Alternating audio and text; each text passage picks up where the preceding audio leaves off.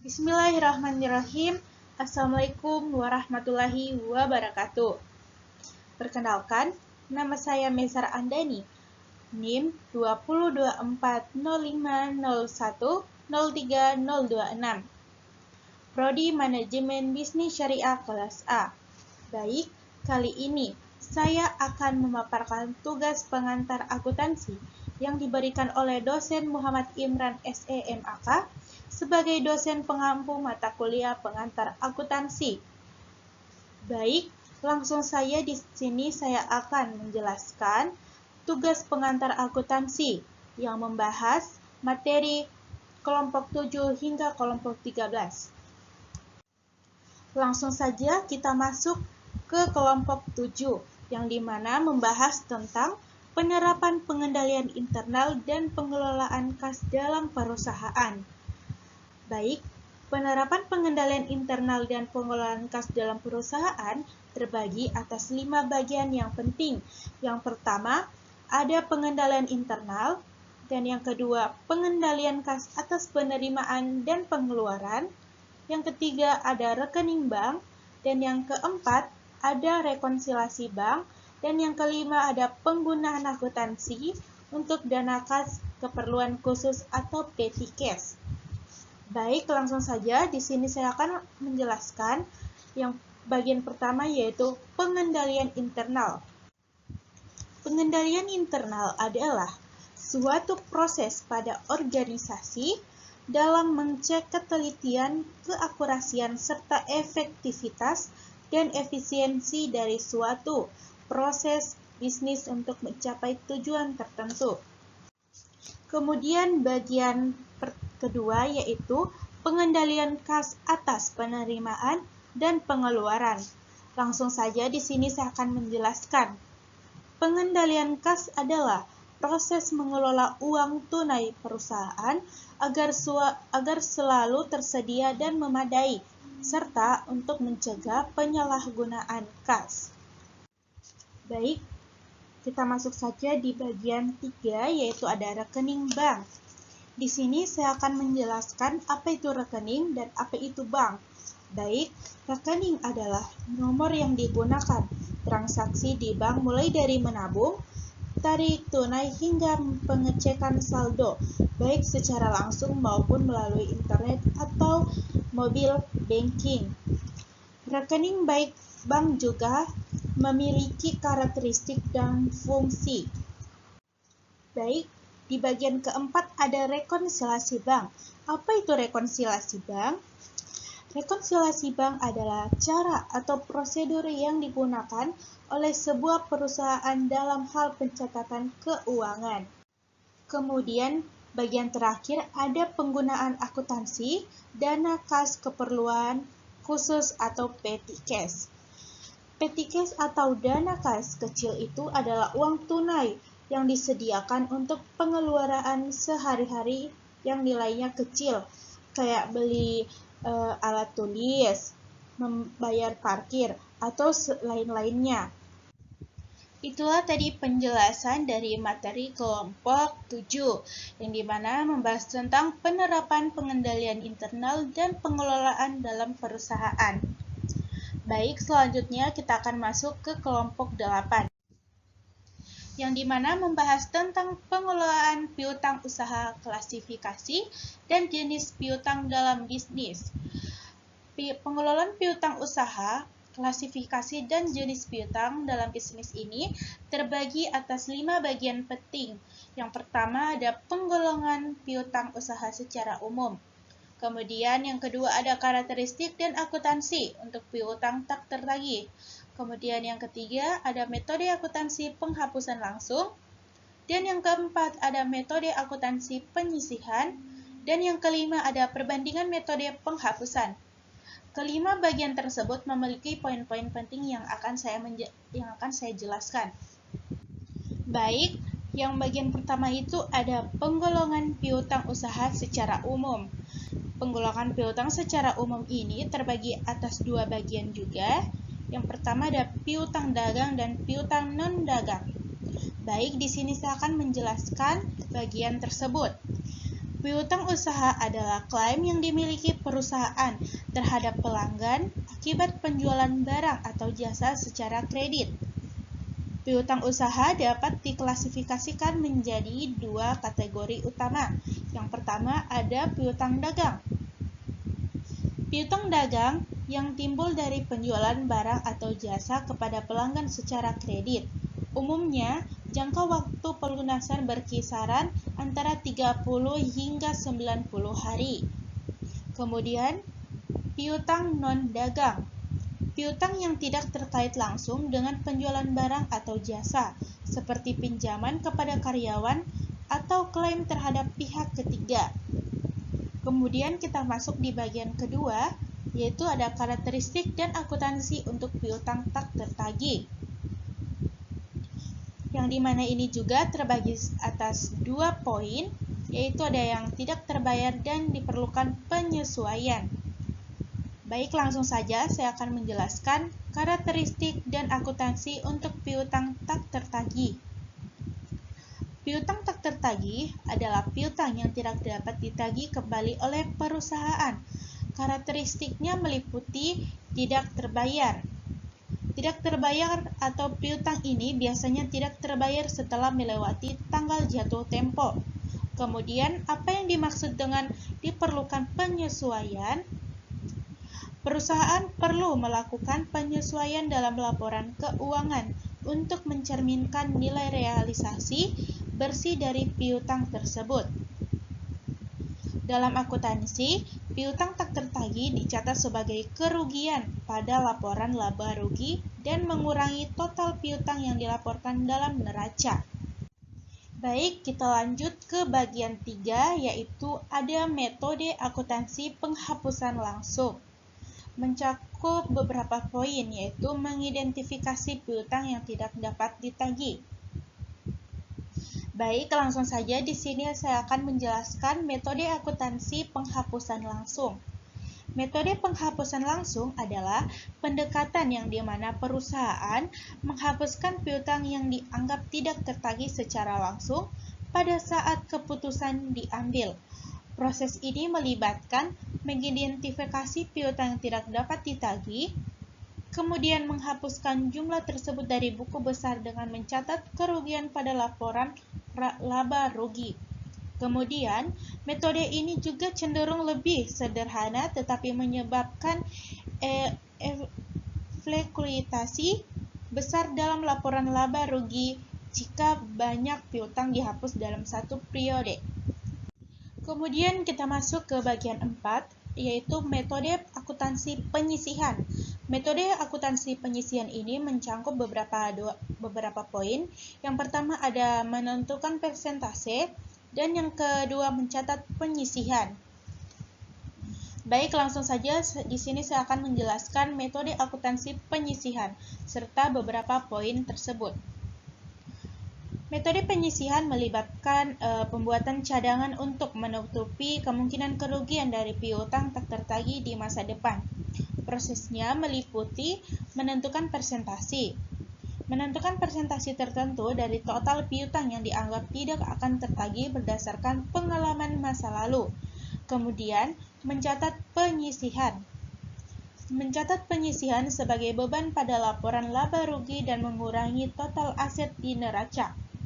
Metode ini memberikan gambaran yang lebih stabil tentang kesehatan keuangan perusahaan karena kerugian diakui sebelum terjadi.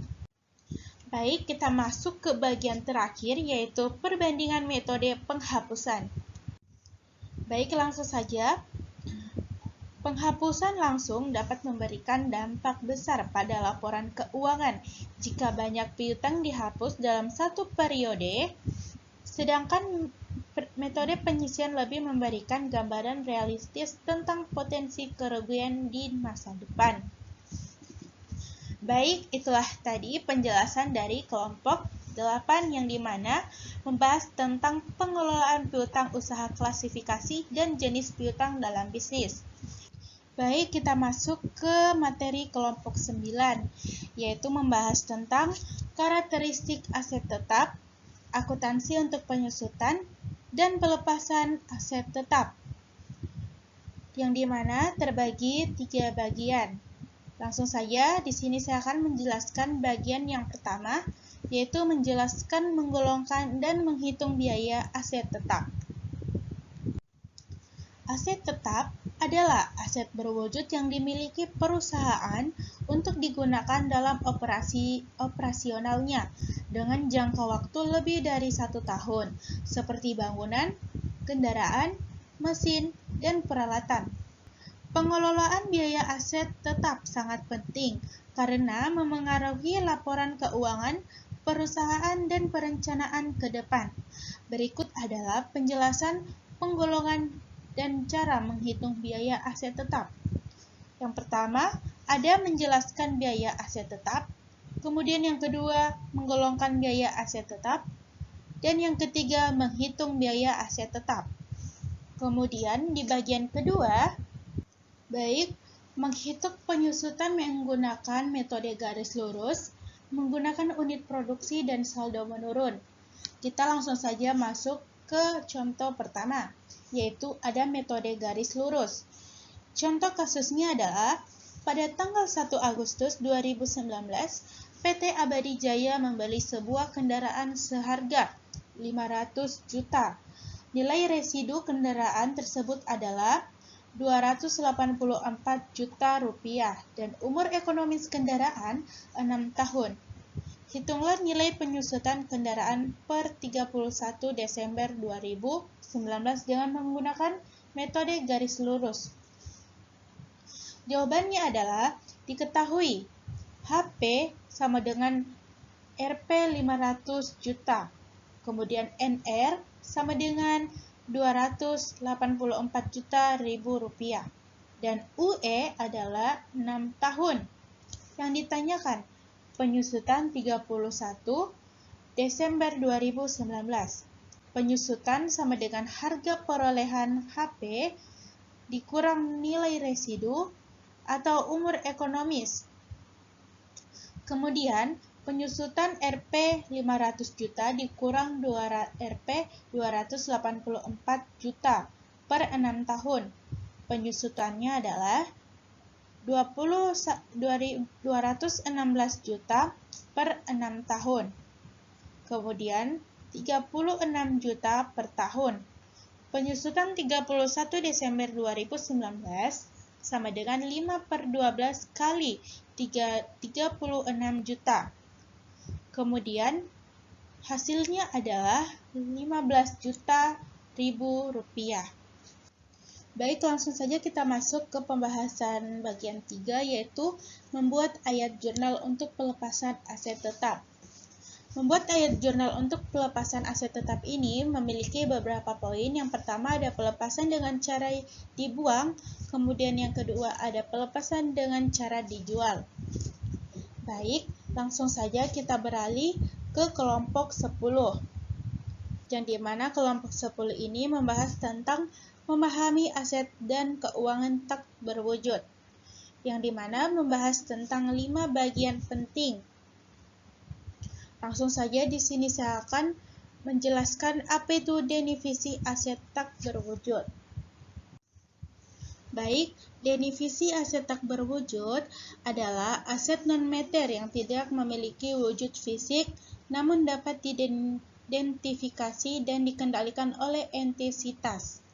Penilaian yang sulit, kedua resiko pelanggaran, dan yang ketiga kehilangan nilai. Baik, itulah tadi penjelasan dari kelompok 10. Baik, langsung saja kita masuk ke kelompok 11, yang dimana membahas tentang liabilitasi lancar, gaji, dan pajak penghasilan. Yang dimana ada beberapa poin. Yang pertama ada liabilitas lancar. Langsung saja kita menjelaskan apa itu liabilitas lancar. Liabilitas lancar adalah kewajiban yang harus dibayar dalam jangka waktu 1 tahun atau siklus operasi perusahaan, mana yang lebih lama. Berikut contoh liabilitas lancar yang terkait dengan utang usaha, bagian utang jangka panjang yang jatuh tempo dalam jangka pendek, dan wesel bayar. Yang pertama ada utang usaha. Utang usaha adalah kewajiban perusahaan kepada pemasok atau vendor atas pembelian barang atau jasa yang belum dibayar. Contohnya itu adalah perusahaan membeli bahan baku seharga 10 juta dengan jangka waktu pembayar 30 hari. Utang usaha ini tergolong liabilitas lancar karena jatuh tempo dalam waktu kurang dari 1 tahun. Langsung saja kita beralih ke bagian 2, yaitu bagian utang jangka panjang yang jatuh tempo dalam jangka pendek. Langsung saja di sini saya akan menjelaskan. Bagian dari utang jangka panjang yang jatuh tempo dalam jangka waktu 1 tahun atau siklus operasi perusahaan tergolong liabilitas lancar. Contohnya adalah perusahaan memiliki utang jangka panjang sebesar 50 juta rupiah dengan jatuh tempo 5 tahun. Namun, pada tahun ini 10 juta rupiah dari utang tersebut jatuh tempo. Bagian ini tergolong liabilitas lancar karena jatuh tempo dalam jangka waktu kurang dari 1 tahun. Kemudian di bagian ketiga ada membahas tentang wesel bayar. Apa itu wesel bayar? Wesel bayar adalah surat bukti hutang yang berisi janji tertulis untuk membayar sejumlah uang tertentu pada tanggal jatuh tempo.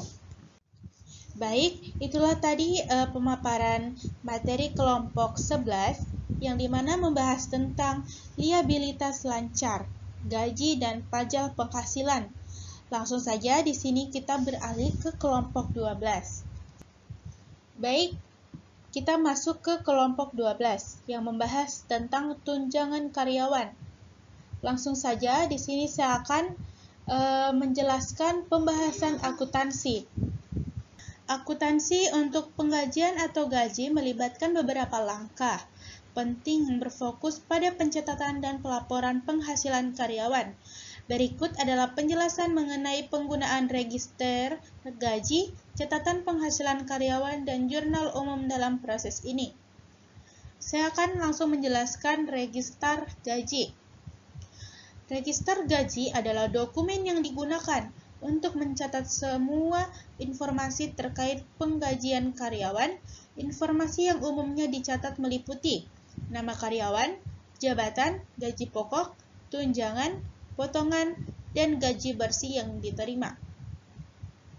Kemudian, register gaji juga membantu dalam mengorganisir dan memantau total pengeluaran perusahaan untuk gaji. Kemudian kita masuk ke pencatatan penghasilan karyawan, yang dimana catatan penghasilan karyawan merinci jumlah penghasilan yang digunakan diterima oleh setiap karyawan selama periode tertentu. Ini mencangkup beberapa poin. Yang pertama, ada penghasilan bulanan, bonus atau insentif, pengurangan untuk pajak dan kontribusi lainnya. Catatan ini sangat penting untuk kepatuhan pajak dan administrasi karyawan. Kemudian yang ketiga ada jurnal umum. Setelah informasi dikumpulkan dalam register gaji dan catatan penghasilan, langkah selanjutnya adalah mencatat transaksi tersebut dalam jurnal umum. Pencatatan dalam jurnal umum juga melibatkan debit, yaitu menambahkan biaya gaji ke akun gaji, misalnya akun beban gaji. Kemudian ada kredit, yaitu mengurangi kas atau kewajiban, misalnya akun kewajiban pajak yang harus dibayar. Kemudian kita masuk ke bagian 2, yaitu tata cara membuat tunjangan karyawan. Tata cara membuat tunjangan karyawan adalah ketika perusahaan memberikan tunjangan cuti berbayar. Jika perlu mencatat beban cuti yang harus dibayar, berikut adalah contoh entry jurnal.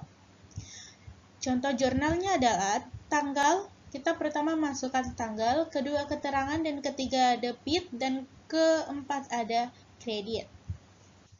Baik, kita masuk ke bagian 3, yaitu perlakuan akuntansi. Perlakuan akuntansi ini mencangkup 2 poin. Yang pertama ada liabilitas diestimasi, dan kedua liabilitas kontingensi. Langsung saja saya akan menjelaskan kedua bagian tersebut. Yang pertama itu ada liabilitas diestimasi adalah kewajiban yang jumlahnya tidak pasti tetapi dapat diestimasi secara wajar. Kemudian yang kedua ada liabilitas kontingensi. Liabilitas kontingensi adalah kewajiban yang mungkin timbul tergantung pada hasil dari suatu peristiwa di masa depan yang tidak pasti, seperti tuntutan hukum atau klaim asuransi. Baik, itulah tadi materi dari tunjangan karyawan kelompok 12. Langsung saja kita masuk ke kelompok terakhir, yaitu kelompok 13 yang membahas tentang akuntansi perusahaan perseorangan, persekutuan, dan likuidasi. Dan di mana mencakup 3 bagian penting. Yang pertama ada karakteristik dasar perusahaan, kedua akuntansi perusahaan persekutuan, dan ketiga keikutsertaan dan pengunduran diri rekan dalam persekutuan. Baik, di sini saya akan menjelaskan poin pertama, yaitu karakteristik dasar perusahaan. Baik, langsung saja di sini saya akan menjelaskan perusahaan perseorangan. Perusahaan perseorangan adalah perusahaan perseorangan dimiliki dan dikelola oleh satu individu. Karakteristiknya meliputi kepemilikan tunggal, tanggung jawab tidak terbatas, modal terbatas, dan fleksibilitas. Kemudian yang kedua ada perusahaan persekutuan. Perusahaan persekutuan adalah bentuk usaha yang didirikan oleh 2 atau lebih individu berdasarkan perjanjian atau karakteristiknya meliputi kepemilikan bersama, tanggung jawab tidak terbatas, dan pembagian laba atau rugi. Kemudian kita masuk ke bagian 2, yaitu akuntansi perusahaan persekutuan. Akuntansi perusahaan persekutuan terbagi 2 poin. Yang pertama ada pendirian perusahaan persekutuan, dan yang kedua pembagian laba atau rugi.